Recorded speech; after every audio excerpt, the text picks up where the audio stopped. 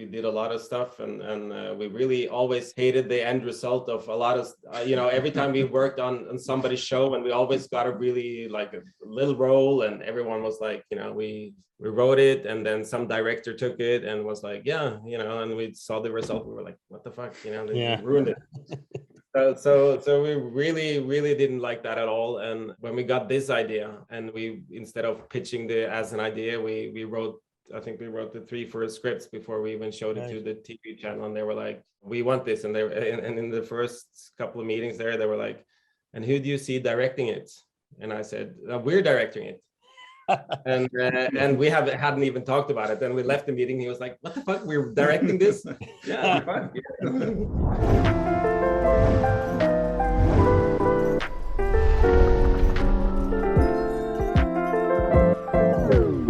Hello, gentlemen. Where are you? Are you in LA or Norway? No, we're in Oslo, in Norway. Yeah. Nice. How did you guys come up with this idea? It's such an unusual idea. I mean, it's sort of like reminiscent of the English Office or Monty Python. Yeah, but it's like against this backdrop that's very realistic of this totally other time, 1,000 years in the past. So like, how did you guys come up with it? The initial idea came from, I think I saw What They Do in the Shadows, the movie, and kind of saw this take they had on that, all the problems regarding being a vampire. Like they left out all the blood sucking and all that, and it was more about, if you're going out on town, you need to be invited in. So it's only one bar that invites them in. All these problematic stuff that, you can't use a mirror, so you have to draw each other before you go out. All that silly stuff kind of, opened the door to thinking in a different way when it comes to, topics that have been visited loads of times. And also this was the midst of Vikings and Game of Thrones and all of that. So we started, thinking about, geez, no one has done anything with Vikings since, Eric the Viking or whatever. So, and all these Viking shows, they're so serious, and it's not about the little things. It's always the big picture. And we thought it's the little things that where the comedy is, so I don't know. But now you managed to get all the violence in, even though you weren't actually going to have the big battles, which I thought was you had to work at to do, no? Yeah. It's just, well, first of all, it is spectacular, but I would say comedic violence, violent, like when I heard that you're coming on, I was scared, I had to go do a crash course. And so I was scared because I was like, it's going to be violent, but the violence is hilarious. So even that I can watch it. So even for someone who's fairly squeamish, because like you said, it just has that sort of comedic, the timing of it, the way things go down, it just, anyway, there's just such skill in the work. I just want to say, it's just so skilled. Incredible. Making funny things, it's like you always get to that one take or two takes where you really think it's funny, but how is that doing it in 2 languages? Because you did it in both. You'd shoot a scene and then you'd shoot the same scene with the other language. Yeah, or not even we didn't even shoot the whole scene. We did every camera angle in both languages. So it really fucked with all the actors. Like everyone was really confused the first couple of weeks, and then we kind of got into it. But it's pretty horrible for the actors because we stayed very true to the script, and it's not, since English is their second language, they're not that good at improvising at it anyways. So they have to really read the script and know it by heart, and it's difficult to do in 2 languages that mess with each other, and it's really there's a lot of lines that seem like they're really probably mean something in Norwegian, and it doesn't really matter that they don't mean the same thing in English. But is that become an issue at all? It's maybe 2 jokes, in 2 seasons that got lost in translation and we skipped. But I think most of the wording comes across, even though it doesn't really make sense in English. It kind of, you understand what it means anyway. Yeah, and they're Vikings, they can speak like this. It's also okay. They seem to have their own Viking language anyway. At least I was speaking English. But like, for example, the poem, when he goes over to be with the friends. Okay, that poem is fucking hilarious. I'll say that. Okay, does that poem translate the same way? Yeah, that's directly translated, I think. Okay, that. It's kind of a rude children's. All the children here knows that kind of, or at least you grew up in the 80s, 90s, you know that. For us, it's kind of different because it's a poem that we all heard, but we don't know where it's from. Yeah. Right. So for the Norwegian language, we're answering the question, where is that rhyme from, or where is that poem from? So it's it has maybe one more layer in Norwegian, but it still works in English. The production values are so high. It seems like it really is watching Game of Thrones. Like you're all the costumes, everything looks really, I just put it on one day. I did no idea what it was. I thought like maybe it was that, and then you realize it's a really different thing. But was that a conscious thing to get the production value up so that the comedy had something to play against? Absolutely. I mean, we figured out really early to even start contemplating doing this with the production people. It was like, it has to look the part. If not, the jokes don't work at all. It has to look like we're making Game of Thrones or Vikings. We need those big shots. We need nature. We need all that stuff. And also with the costumes, and we had like makeup artists that worked on kind of Game of Thrones and Vikings, and just to get all that stuff in there. And I mean, our tagline has been epic and stupid. That's kind of been the. Did some of the crew actually work on Vikings as well? Yeah, we had some makeup artists that kind of ran that part, had been on that set, and we also got like messages on Facebook from people on the Viking set because they were shooting at the same time. They were like, "Oh, right, we were playing out all the roles like here in between takes." They were like punching around with hard scripts. I'm fascinated with. I mean, it's all great, but just the sort of the realism, I guess, or the naturalism, the acting is just impeccable. I mean, this sort of understated, just no acting, it's always my favorite, right? And just be, so where did you find this extraordinary group? I mean, they're hilarious. And sort of the timing is, Jesse in his day, he's directed a few comedies. I don't know, and so that sort of, I wish he'd do more. Well, but where did you find Nils? Did you already know him? The character, the guy who plays Arvid? Yeah, we know a lot of the actors from before, from our advertising days. So they were in spots or something? Yeah. So we had a lot of the actors in mind when we wrote the script, so that made it easier to picture them. And they all agreed to play in this. I think we got all our first choices. Yeah, even before we even approached TV, because this is kind of our first project that we ever.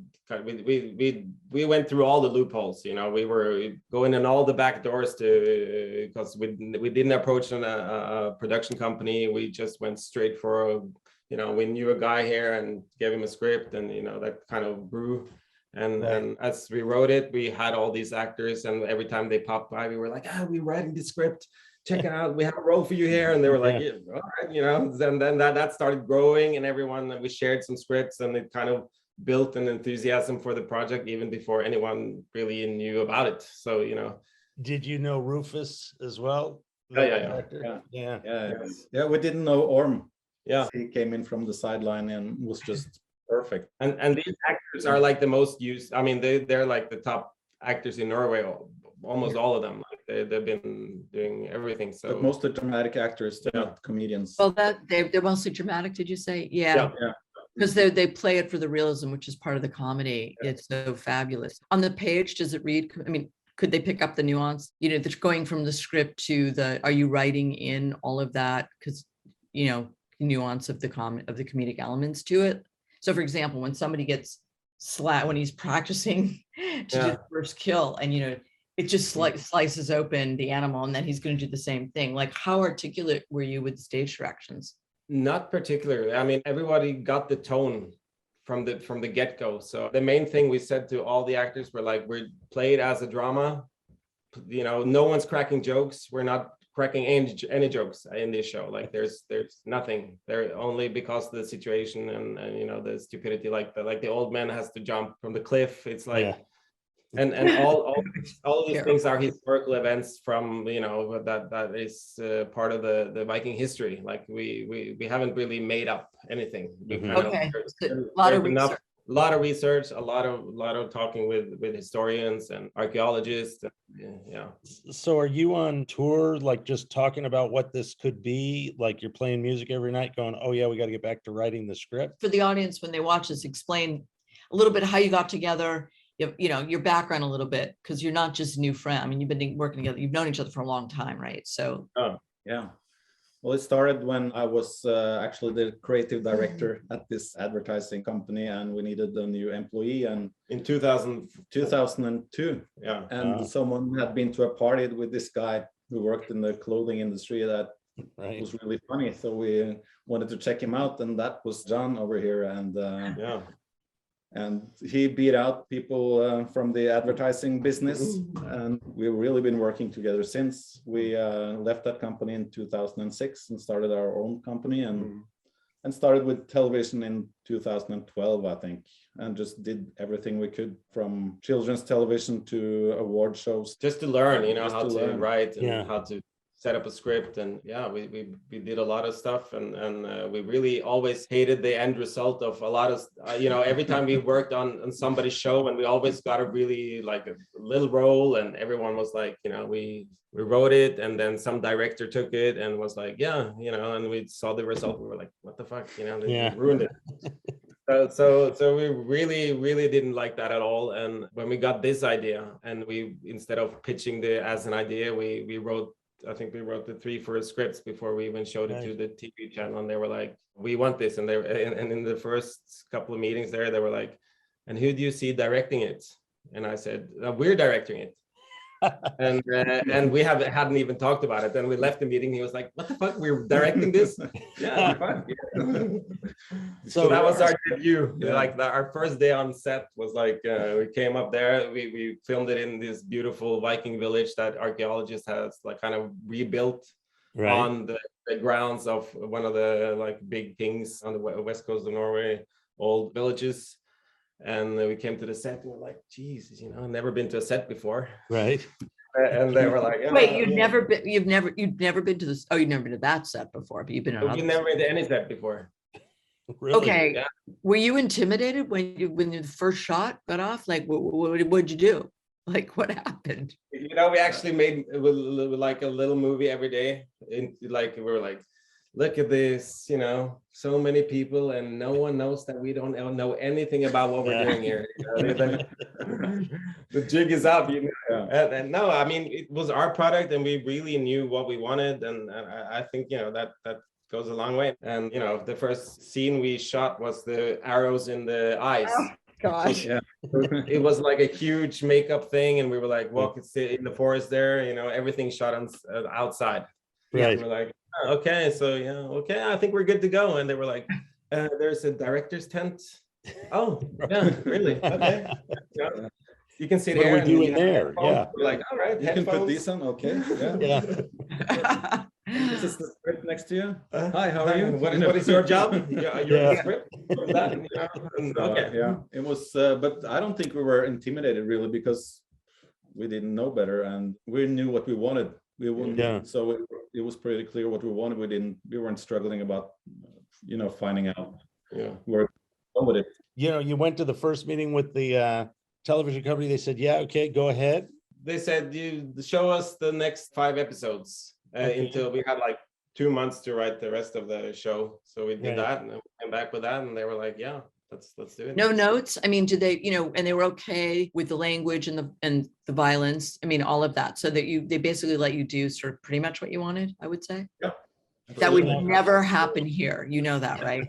Unless you, maybe now for you, it will happen, but just. I mean, we're working on this project with Netflix now, and it feels pretty much the same. It's amazing. Like, Now, was Netflix already distributing the show at that point? So are all shows in Norway done in English and in? Oh no.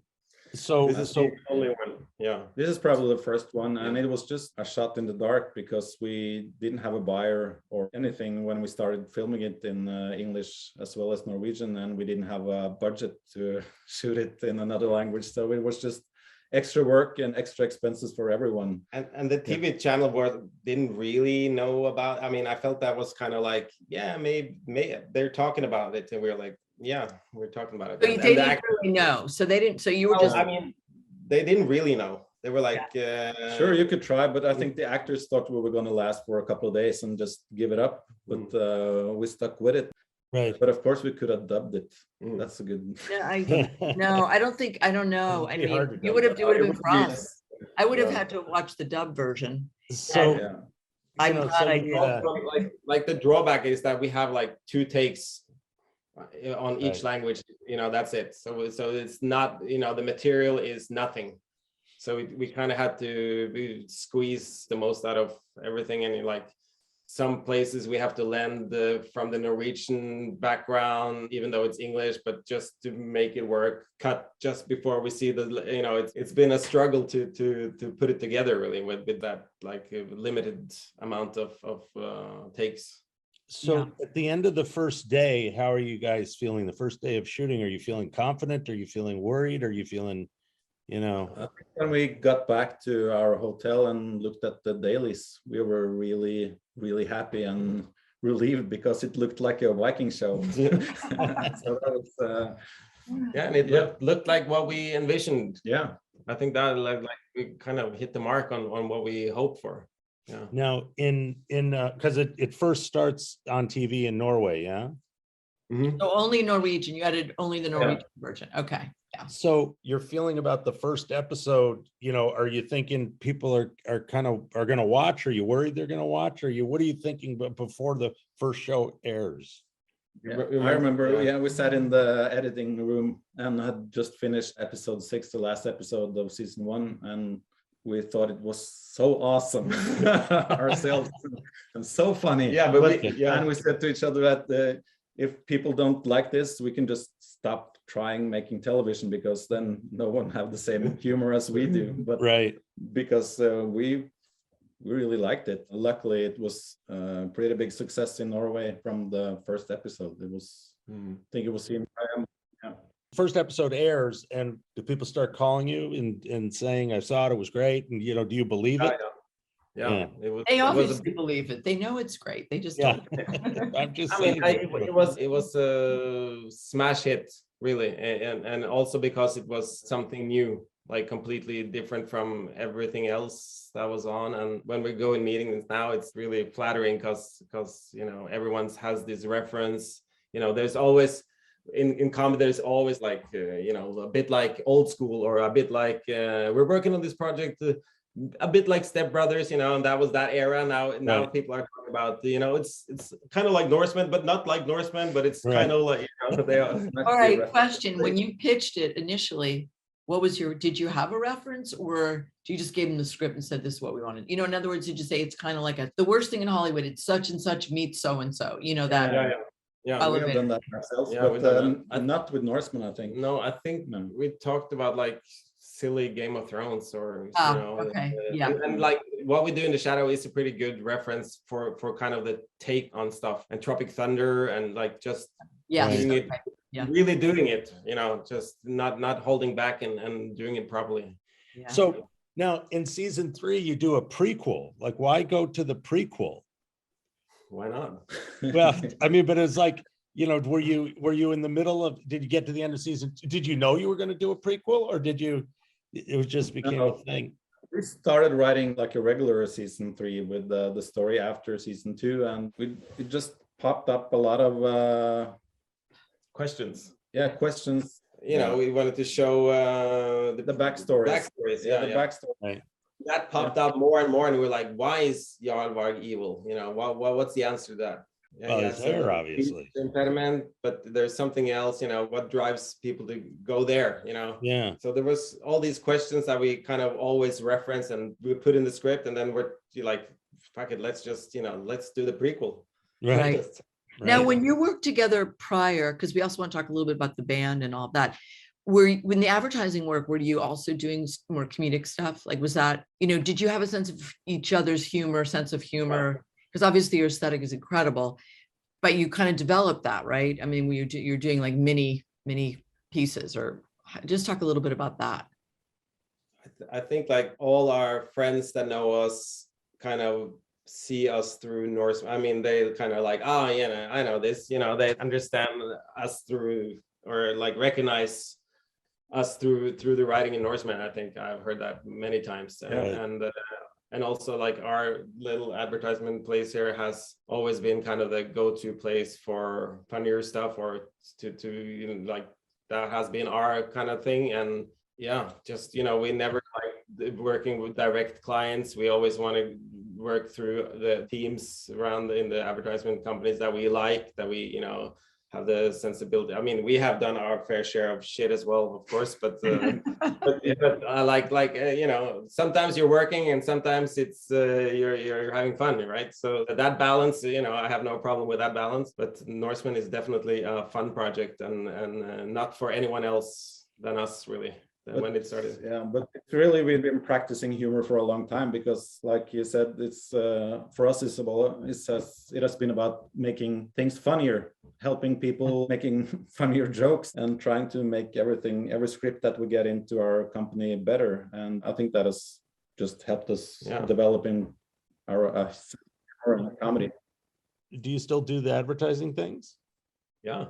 I mean, I do a production in every now and then, because, you know, all the old teams that want to work with me, I don't say no to that. But right, you know, the TV writing and all that stuff takes up, you know, a lot of time. So not as much as we should, but we have tried to staff up here to compensate for that. So yeah. And what about the band? Is the band going to continue, or Tell us about the band. Jesse's obsessed with the band. I mean, the band, we've been playing since, you know, 2004 or 5 something, and have 6 albums out, I think. Yeah. And it's always been a side project. It's always been kind of for the music and not for touring, really. But we have toured a lot, and we have done, you know, our rounds many times around in Europe, and done that stuff while working together. And like when we started the company, I always had to call clients and pretend I was at the office looking at their stuff. Yeah, I'm sending it right now. And then I was like, texting him that please send it from my account. Like that was before the What's iPhone. The name of the band? Tell everybody what the name of the band is, so people can. Band is called Grand Island. Yeah, I love that project, and it's kind of in the rock genre, but we mix in all sorts of bluegrass, Americana, disco. You know, it's you know, it's fun. Yeah. All the things that go together, bluegrass and disco. I love it. Yeah, all the things, you know, we have a banjo, and we have, like, you know, we have banjos and synths, you know, it's everything. So what happens, so it's a hit in Norway, you don't have a deal for it, and then all of a sudden you go to Netflix, I assume. So how does that happen? And you know what makes that happen?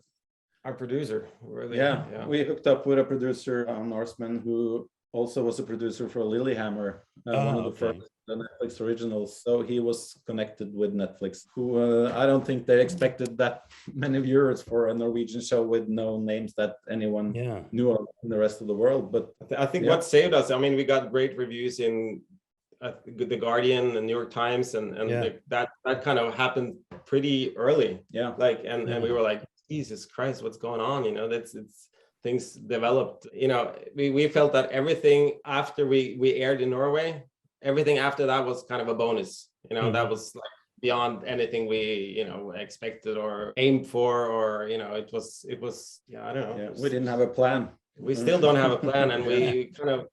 And I think that's like with the music as well, like kind of makes it fun. We have no ambition of anything other than hanging out and going in the studio and doing some shows. And I think with our writing as well, it's kind of never been like chasing a dream or anything like that. I mean, it's not like, you know, in 5 years we have to make a motion picture with this and that. You know, it's about that. I think that makes it a lot easier to not fail at anything, and a lot, just, you know, keeps the fun in everything you do.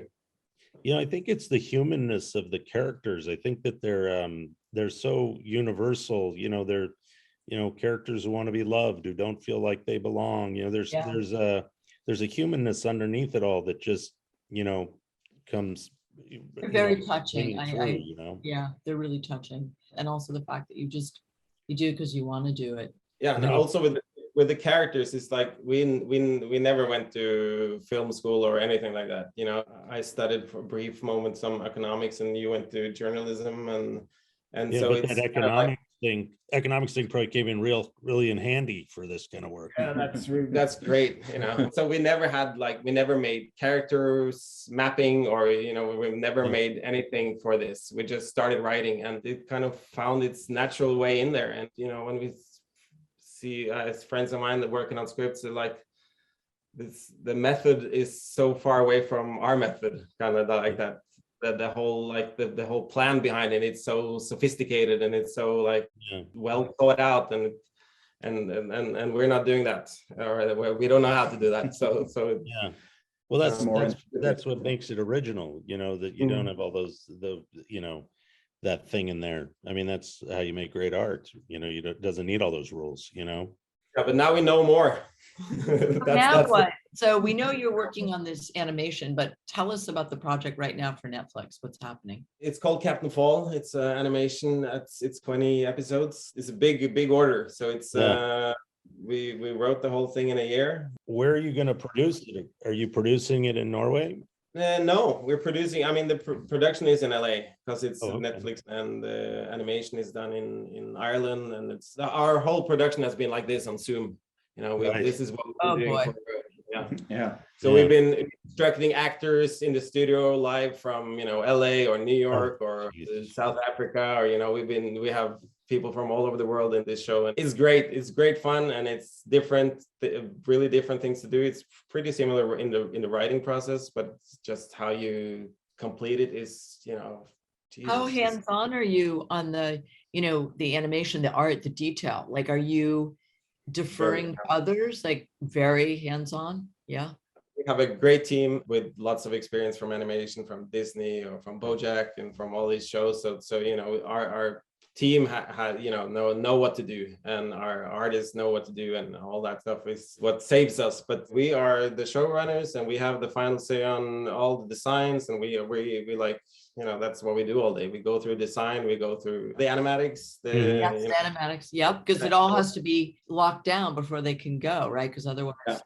Can you give us a sneak of the premise? Just what is the big story? Like, that was Vikings, but what's this one? Now, this is about an inept young man who goes to the Naval Academy to become a captain, and he's the worst of his class, and he's the bottom feeder of his family. They despise him. All his families are captain, and then he lands the dream job as the captain of the Caribbean Queen, and he's kind of the only one on board that doesn't know that what this ship is really used for. He's the fall guy, Captain Fall, for all the shit they're hauling around the world and all the horrible stuff they're doing.